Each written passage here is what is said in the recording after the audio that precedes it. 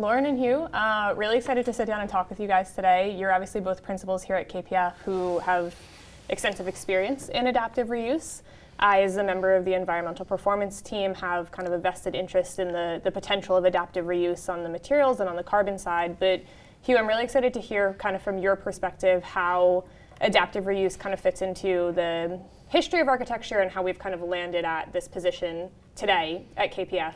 Adaptive reuse or what have you is truly part of KPF's DNA. And some of our most interesting, best work has come from the endeavor of tackling how to reuse a building or how to upgrade a building.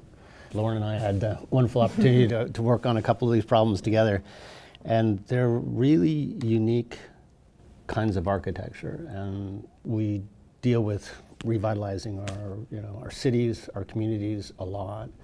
We look at buildings that are kind of derelict on the side, and we have to go back and we have to figure out whether or not we toss them out or we rebuild them in some way that is much more appropriate. And I think that it's a very challenging kind of architecture, because I think there are times when people touch architecture and they make a mess of it, and other times when they touch architecture and they do something really profound that really leads to like the next generation of a meaningful cultural development within a community.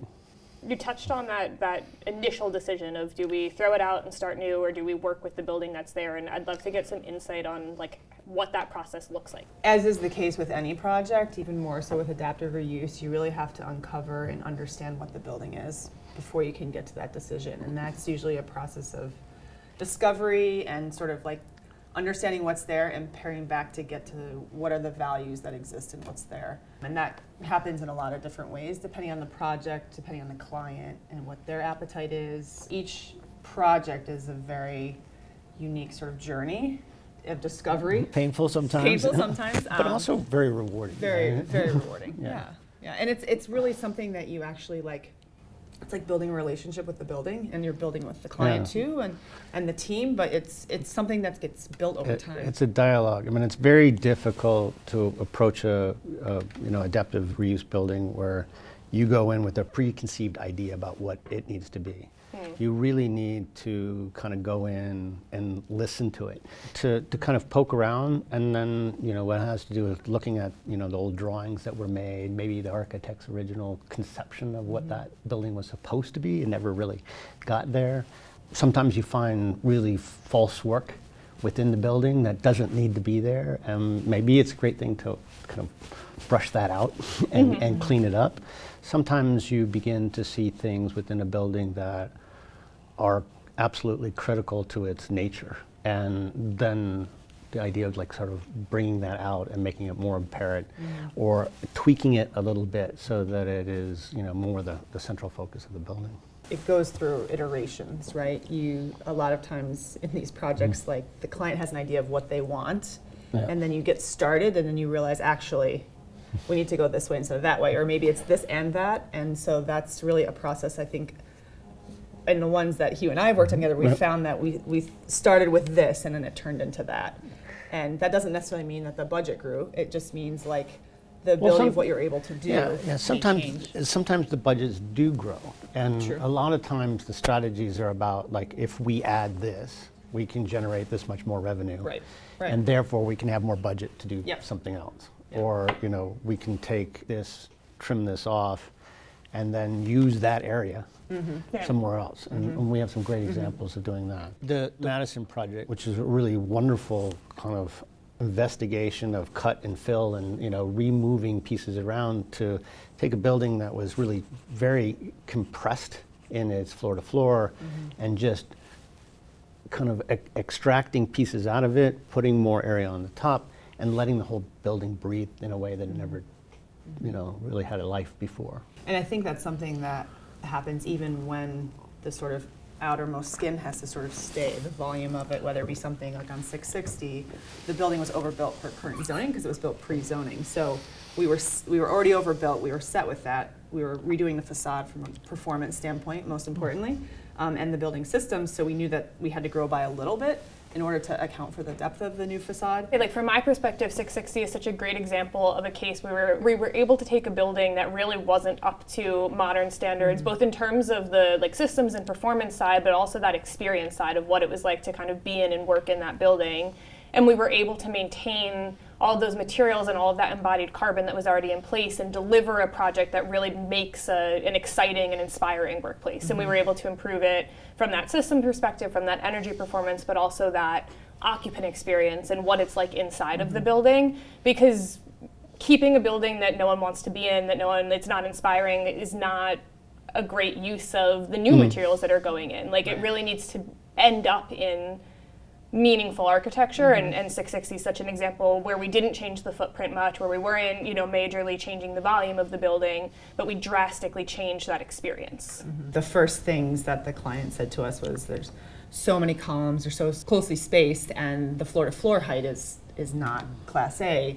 And with the moves to sort of like clean out and pull away and then accentuate that full bay, you kind of forgot that those were issues. It went from being the most congested, workspace that is out on the market to being one of the most generous workspaces, which is, it is the value that we bring to the project that really turns it around. Very, very often, the idea that you're approaching a building in a way that is, not very enticing, and we have to change that. We have to find a new way in. And I think one of the things that we've done on a number of projects is that we found a kind of a new urbanism, and we brought a much more urbanistic approach to the front door of buildings, and we see that doing in a number of projects. We talked about performative quality. We have to strip the skin off, or we have to change that because it's really past its lifetime. But we talked about the fifth facade, the idea of looking down on a building. What do you do with the roofs? Because for a long time, those roofs haven't been used. Right. Terraces, garden, inside, outside, relationships, how the ground plane flows into the building a little bit more, how the roofs flow into the building a little bit more, how they can be stepped, and how each floor can have a kind of a unique inside-outside experience is something that we see as a sort of cultural entity going on right now, and it's forcing a change. Right. I think there's also this characteristic of finding that something special. You talked about. Yeah. How do you read the building? How do you look at it in a way that extracts out a unique quality, whether it has to do with a response to its context, it has to do with a response to the building's structure in itself, the things that the building was trying to do that it hasn't really achieved yet. Right. And you kind of lead it to finding a kind of a higher vision. But it's also bringing something fresh, and I think that's the joy of architecture. Is that how do you add that little extra something? Je ne sais quoi, I don't know what you want to call it, but to like bring light to the building in its true nature. And that becomes something that I think future occupants of the building really appreciate. Right? There's this sense of there's a history to it, and we're able to sort of highlight some of the things that we think were buried before and are really amazing, and give it sort of a story, and then also add some things that are new that really couple with that. And that happens in a lot of different ways, whether it be a lobby space or a full building or a space within a building. You find that there's like a storytelling that exists similar to cities and how they're renovated and rejuvenated over time. I think that people are really drawn to that. We've been talking a lot about workspace, but a lot of it breaks down to the financials of a project. Right. And one of the things that we've noticed is that when you start with a building that is an inexpensive building that somebody can pick up for a bottom dollar price, it allows you to infuse more into it because they actually don't have this big burden behind them. Right. And I think that's happened on Centra, it happened on 175 Park, it's happened on a number of buildings that seem to be, nobody's looking at it because it seems to be worthless. And then with very little money, relatively speaking, you can come in and do something quite special. Right. Whereas with a new building, when you start from scratch, you have these preconceived notions about what it's supposed to be, and you just barely get back to what that is. Right. With a new building, There are all these kind of burdens and schedule and so forth. But when you have the opportunity to go into an existing building, sometimes you have to be very careful, what to do and what not to do.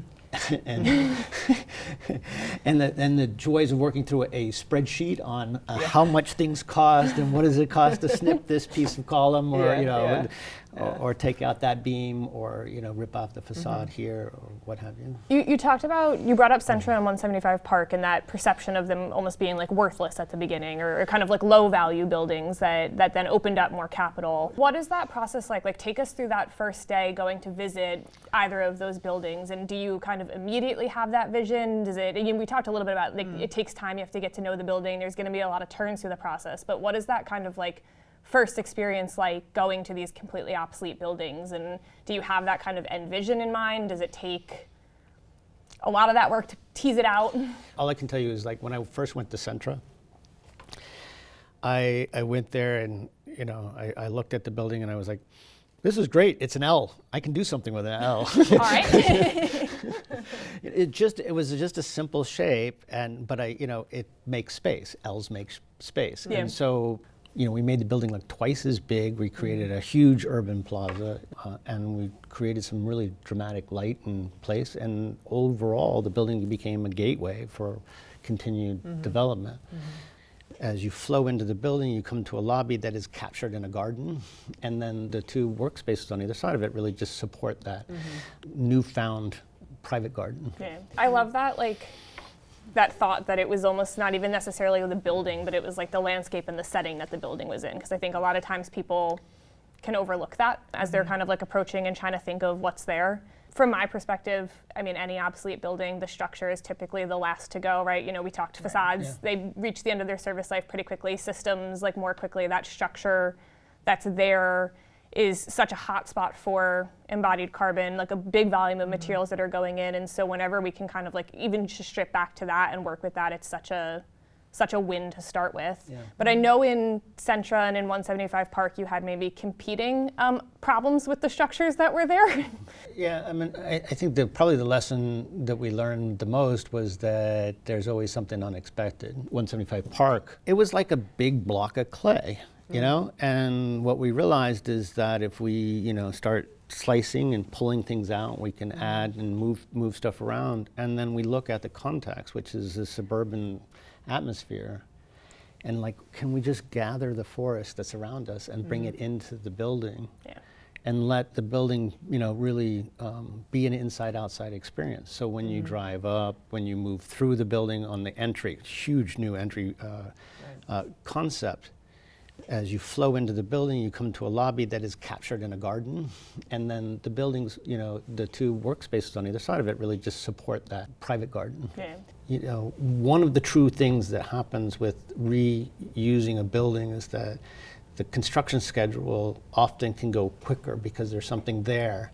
Right. And if you have that site and you tear that building out, you have a big hole in the ground that actually has to go deeper because you had to pull out that building. Yeah, right. And so then you have all this extra expenses. So sometimes it's not just the new building construction, it's taking out the building and all its ramifications that actually drives the price way up. Yeah. So it's compounded. Going from that, Hudson Commons was a case where there was additional FAR now on the site that was available. But when we went into the existing building, 8-story building, what we found is that there was a huge raised floor and a huge drop ceiling. Once those were opened up and you took a peek, you had these beautiful concrete fluted columns. Yeah. A lot of structural capacity given what the building was originally designed for.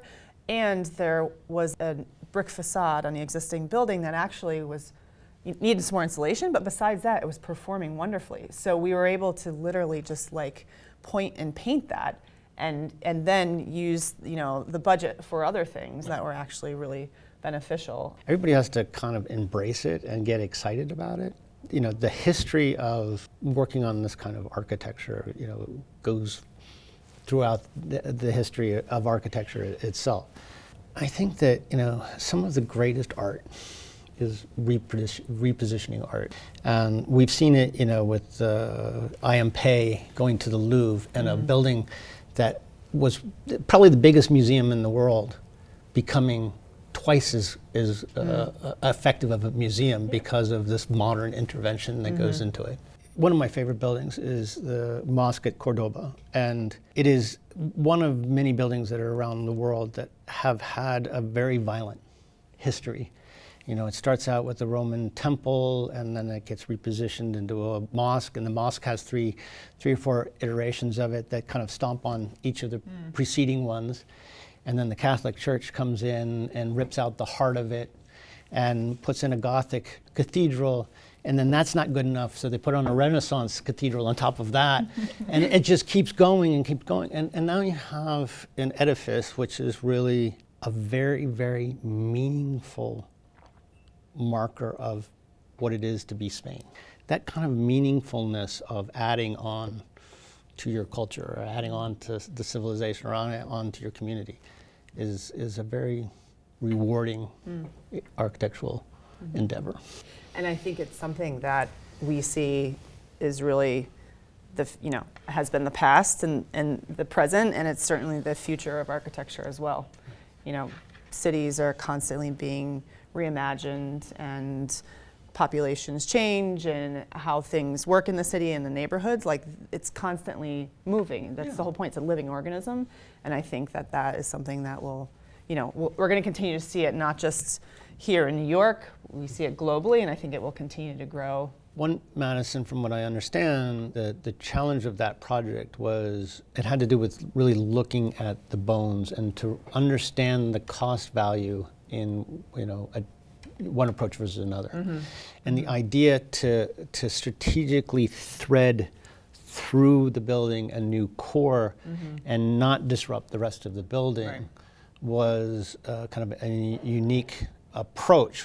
One of my favorite outcomes of One Madison is that great amenity and terrace where we transfer between the structures, and that's something that you only get because we're keeping the building, right? That's something that if we didn't keep that building, we don't have that there. And people can sometimes tend to think of adaptive reuse as limiting. Oh, we can't do this, or we can't do that. But there's all of these kind of unexpected benefits that come out when you really get into it that unlock so many benefits in the building. I think Hudson Commons and One Madison are two examples of adding onto a building, but also allowing the original building to show through.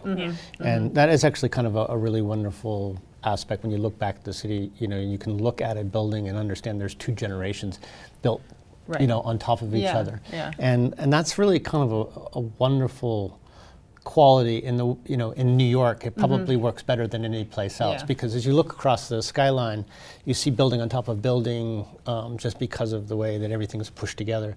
But to actually turn and see a New York building, which is actually a building on a building, it kind of takes it to the next level, which I think is those kind of found discoveries that make the repositioning pretty unique work to do.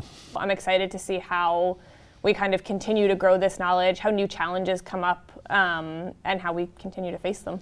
Thank you guys both so much for sitting down for this conversation today. Thank you, Erin. Thanks, Erin.